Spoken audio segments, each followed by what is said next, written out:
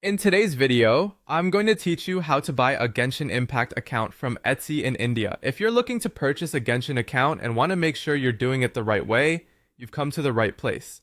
We'll cover everything you need to know, from browsing to checkout, ensuring a smooth and secure transaction.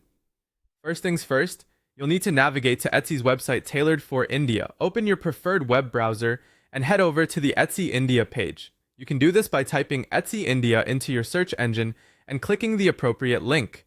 Once you're on the Etsy homepage, you'll be set to begin your search for a Genshin Impact account. In the search bar at the top of the Etsy page, type in Genshin Impact account and hit enter. This will display a range of listings available for buyers from India.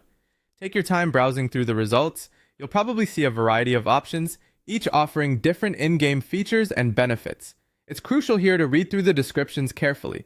Sellers will often list the details of the account, including characters, levels, and other in-game assets, which can vary greatly. After browsing and selecting a product that catches your eye, make sure you click on the listing for a more detailed view.